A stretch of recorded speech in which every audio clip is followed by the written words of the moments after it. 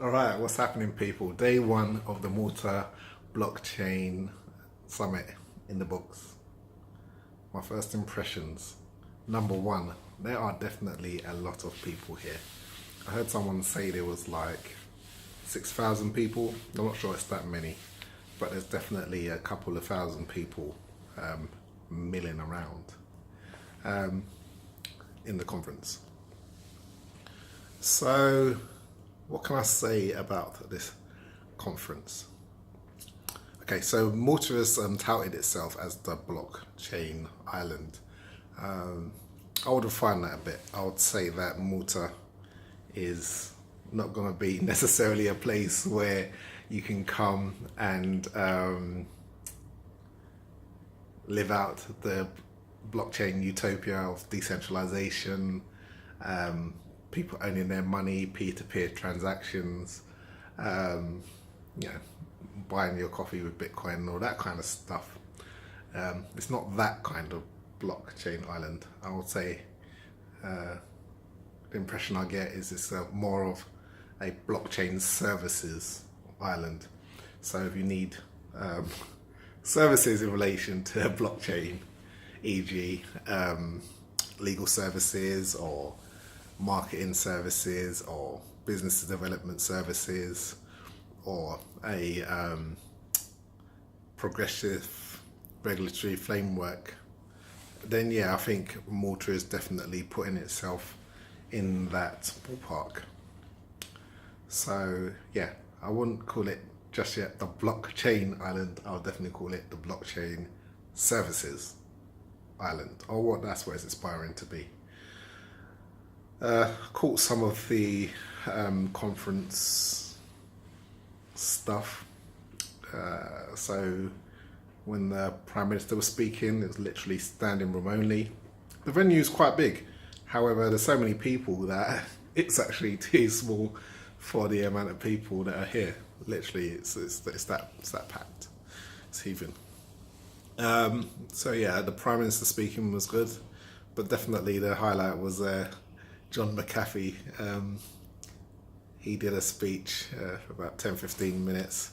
Yeah, and he definitely comes across better in person than his reputation, and he kind of definitely keeps it real around the key drivers of cryptocurrency. So it's good to hear someone like put some of that energy into the room, because a lot of the talk was very corporate talk and very venture capitalist stroke investment stroke ICO heavy. So it's good to get a rebalance about what the space is really all about.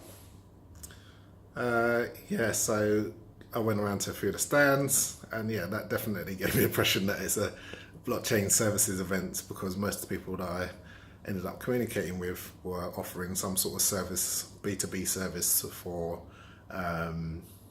ICOs. But the ICOs that I did come across, there was a couple that were platform based, and my normal questions really revolve around initially trying to understand what kind of consensus mechanism they're running, so I can kind of get a picture as to where they're going. And they threw in a few curveballs. I mean, someone mentioned proof of importance, which I've heard of before. I think NEM uses it, but I've never really looked into it in great detail. And they were explaining to me how that works. It's quite an interesting concept, but their platform will be based on proof of importance. And then another guy that I spoke to talks about a platform they're launching. I think they're a Korean platform, and they mentioned the consensus algorithm was proof of formulation or something like that, which sounds very similar to delegated proof of stake. However, they have some sort of the equivalent of like a masternode system where you need a certain amount of rather than being voted in as a witness, you need a certain amount of of their token in order to then qualify to go on the kind of witness list and some sort of mechanism by which it works. But when I started to try and delve deeper, I kind of felt I probably needed to be speaking to somebody within their organisation that understood how the mechanics worked a bit more, so I can get an idea of how the actual protocol works. And then you can get into what it's all about and how and where it's going and stuff like that. So it's interesting, very interesting. I bumped into a couple of Steamians. It's Chris, who seems to be at pretty much every conference I go to. The guy's grinding, he definitely grinds and he's doing his work. I think he's got a platform, Pega, that's up. So big up to Chris. And I bumped into another Steamian who's actually wearing a D-Tube top. But I'll give him a shout out as well. But my first impressions are that definitely if you're thinking about Malta and how it fits into the crypto and blockchain ecosystems, definitely think in terms of blockchain services and companies that will operate or could operate within the space, and the services they might need, the regulatory frameworks they might want to operate within. Then Malta is definitely positioning itself to be a key player in that space.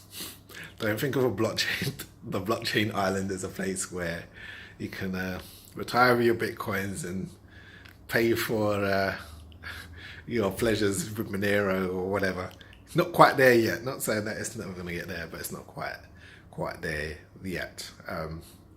And as John McAfee quite rightly pointed out, that the whole purpose of this space is permissionless and trustless,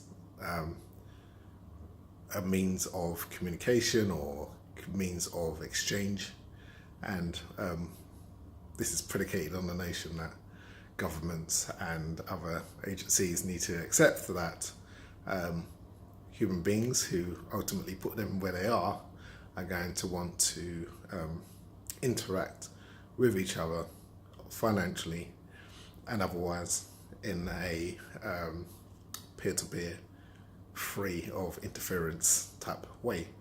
And it's something that people are likely to want to do.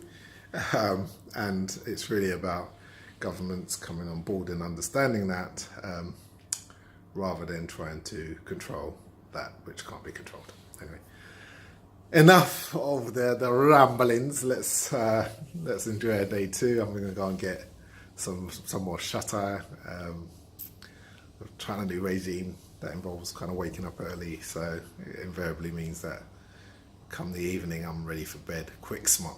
All right, anyway, speak to you another time.